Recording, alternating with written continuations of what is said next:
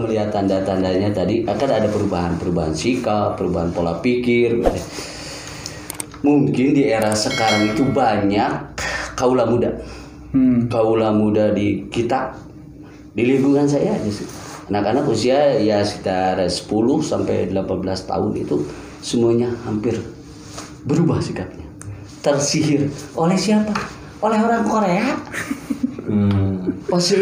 Nyanyi yang nggak jelas suaranya, nggak jelas apa kata-katanya. Oh berarti itu sebagai tanda sihir. Ini bukti bahwa ini mampu melakukan sihir sebagai media sihir.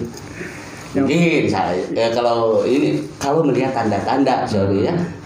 Atau mungkin gini Mas Bro, mereka menemukan sosok idola yang baik pas melihat ke kita, nah itu mungkin oh ini yang baik gitu. dari ketidakpuasan lokal, mereka interlokal ya itu. Ya pasti pilih interlokal. Dia bukan sihir, itu mah faktor ketidakmampuan kita. Tapi kan pada zaman kita juga, pada zaman Jesse Gusman, Lydia Kandung, saya orang yang sering tersihir. Kalau sudah nonton film Jesse Gusman, ingat terus yang tadinya ceria jadi begini kan di kamar tuh. Korban sihir juga saya pada saatnya gitu. Tapi itu tanah tadi beres. Ini penasaran ini penglaris. Misalkan dagang, itu dimungkinkan? Mungkin jin yang bekerja. Jadi kalau ilmu hitam ya, itu jinnya yang akan yang mempengaruhi orang yang lewat kan supaya dia mampir, ya bisa. Atau apalah yang dia bisa lakukan. Tapi orang-orang tertentu yang terkena efeknya.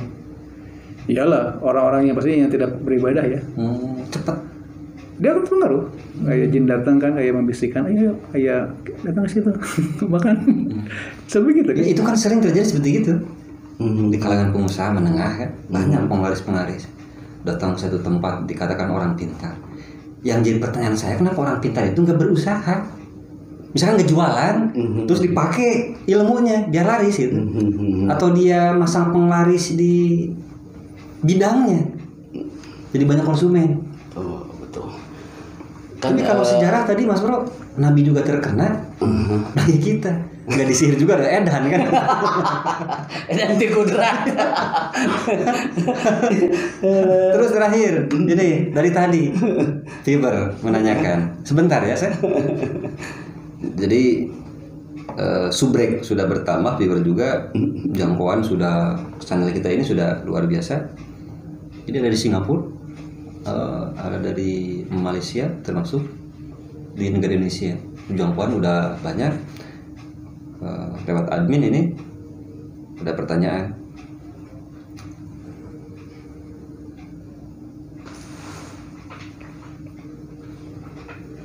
Atau mungkin disambung dulu. Kita cek dulu pertanyaan-pertanyaannya. Dulu saya pernah mengalami sesuatu yang memang di unlogic. Jadi merasa si tubuh ini, tapi dalam hidup itu baru 2 kali mengalami. Merang kalau dalam bahasa Indonesianya apa? Bahasa Sunda merang. Gatal. Merang, iya gatalnya itu gatal yang kayak pakai ini bambu, bulu bambu rambat dari sini terus. Itu karena ya wiridan saya yang saya tak ketahuinya cuma itu ya, menggunakan metode yang Al-Fatihah, Al-Ikhlas, Al-Falaq, cuma itu aja yang saya mampu. Dan alhamdulillah semakin menjadi sampai di sini udah mual, udah segala macam, semakin diusap semakin gatal, jadi sudah tidak bisa apa-apa lagi. Akhirnya ya tarekah saya dengan obat sudah, dengan doa sudah, akhirnya ya sudah, saya pasrah saja bersama Tuhan. Saya sudah menjalankan tugas kehidupan, masuk ke kamar, terima aja apa adanya, gitu. Sambil menahan rasa yang sangat tidak nyaman. Saya juga baru yang pertama tuh yang paling parah itu, ya sudah pasrah saja, hilang, entah pingsan entah apa, Cuma pas subuh aja pas melek, ini masih di dunia atau enggak? Oh masih di kamar. Oh berarti saya di sini ada kesempatan untuk hidup. Dan itu terjadi lagi yang kedua kali. Sebab saya sudah tahu rumusnya. Nah yang kedua kalinya tidak panik, tidak makan obat, tidak. Sudah pasrah, masuk lagi kamar, pasrah lagi, udah hilang. Jadi ya karena kita sudah mentok, ikhtiar sudah, akhirnya apa lagi? Sudah saya serahkan saya ke pemilik saya. Mau mati ya mati. Dan ternyata pasrah itu kalau bagi saya secara pribadi itu senjata pamungkas yang paling. Iya betul. Kalau menurut Supi gimana Kak? Jadi salah satu cara untuk menghilangkan sihir itu dengan kita yakin kita sehat, kita aman. Dengan sugesti dibantu. Selain kita membaca aurat ya atau apa mandi, sugesti aja. Saya itu sehat kok, saya nggak sakit. Jadi dipotong itu apa ya? Itu keyakinan. Ketika yakin itu dipotong, dihilangkan, jin juga hilang kekuatan kan? Otomatis. Ya kan? Boleh satu pertanyaan? Ya, sok. Oke. Ada sahabat Balad Supi ini. Dia bertanya, apakah dalam waktu-waktu tertentu gejala itu bisa dirasakan? Dan mungkin bisa dijelaskan seperti ini sih. Saya bisa merasakannya kadang kalau jam 6 sore sebelum maghrib. Apakah dalam waktu-waktu tertentu? Mungkin itu yang jadi pertanyaan. Oh bisa kapanpun, cuman memang waktu itu adalah ketika berkeliarannya jin-jin itu sebelum waktu maghrib.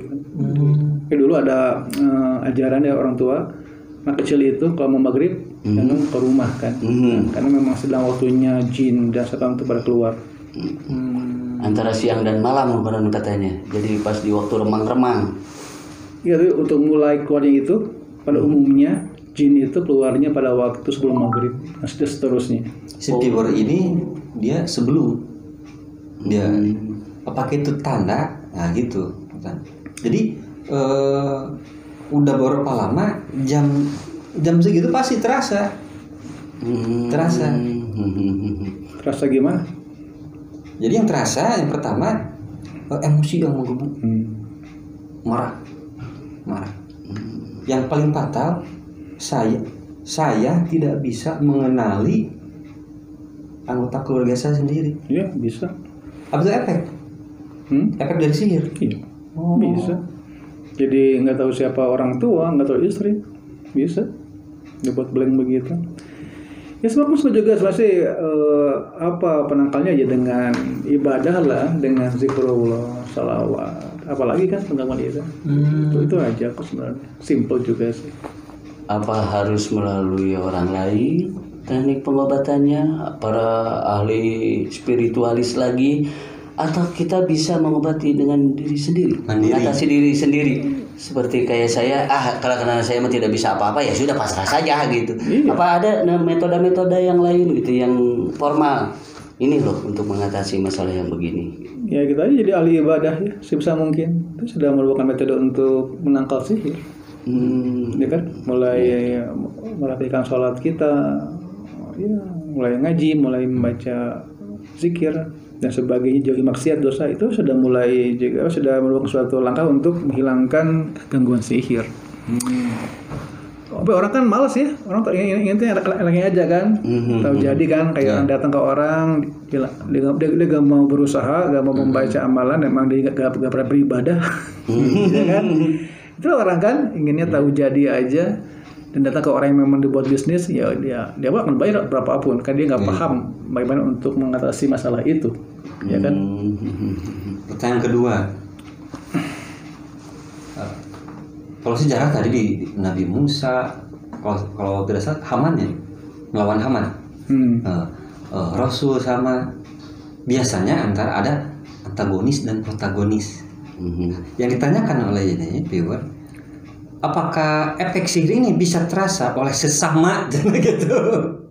Bapak orang pintar, dalam pengertian sesama dukun misalkan. Ya, saya sama, apakah bisa? Jadi gimana? Orang dukunnya? Dukun PS dukun misalkan. Oh bisa. Oh bisa sekali. Bisa Oh, dong. yang tadi ditanyakan kan dia tadi yang diuraikan antagonis dan protagonis kan. Orang baik diserang kan orang. Ya dukun. Nah, apakah bisa yang sesama seprofesi Iya. jadi Bisa. Antar dukun. Iya. antar dukun antar jin dua-duanya? Emang bisa? Iya bisa. Terjadi. Oh, dikirain best friend kan gitu. Ya tergantung. Ya pasti ya. Artinya ini bukan suatu juga kebetulan ya. Bisa begitu. Kita bisa mengalah yang satunya, kita bisa damai gitu kan. Kayak kita lah sama kayak manusia. Jadi artinya seperti ini mungkin tidak ada persahabatan abadi yang ada kepentingan pribadi. Iya. Jadi bisa ya dimungkinkan. Bisa. Tergantung kualitas jinnya nanti. Yang awalnya musuhan jadi baik atau sebaliknya. Oh, Kan suatu kepentingan kan. iya. Jadi persaingan usaha memang ada. Iyalah. Itu mah sudah fenomena kehidupan gitu kayaknya ya. Bukan fenomena akhir zaman. Oh nanti. Oh apalagi Oke, fenomena akhir untuk para viewer setia Balad Sufi, nanti kita ada kajian khusus mengenai fenomena akhir zaman atau tanda-tanda akhir zaman. Stay tune, tetap subrek anggota keluarga Anda itu. Lanjut lagi kita ke pembahasan. Yang tadi langkah dasar untuk orang awam yang tidak mengerti sama sekali. Bagaimana cara antisipasi ini? Sihir. Iya. Ya itulah dia Yang dilakukan. hati-hati dengan rambut dia, kuku dia, air liur dia, kalau wanita darah haid dia, pembalutnya sembarang dibuang, yang buat orang marah, yang buat orang tersinggung, bisa ahli sihir kan? Nah, Oh itu yang diambil ya? apa? Yang diambil. Iya itu bisa jadi apa? Sebab untuk disihir. Ini dia. Berarti nanti kalau kepanas rambut ambil lagi. Ya ngitung-ngitung dong orang yang mau nyihir juga mau nyihir apanya gitu. Terus untuk pencegahan, Apa? Oh, langkah untuk orang awam apa yang harus dilakukan? tobat nasuha.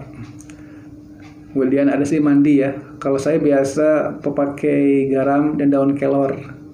Tahu daun kelor? Oh iya, Kelor. ya daun kelor. Iya. Buat saya itu adalah senjata pamungkas buat saya. Oh. Jadi saya udah biasa lah orang kena gangguan gaib. Ya udah, suruh saya buatin air buat mandi kan. Saya minta garam, daun kelor.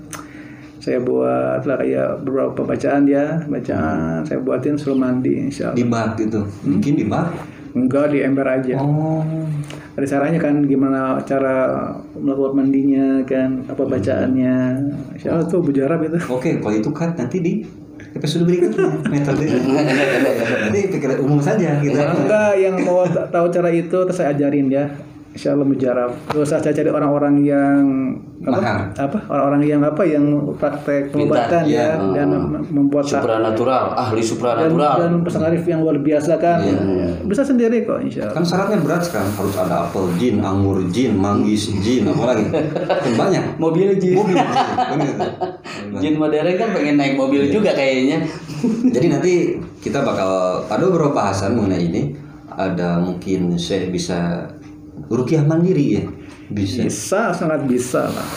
Jadi stay tune. Jangan lupa anggota keluarga subrek. Subrek.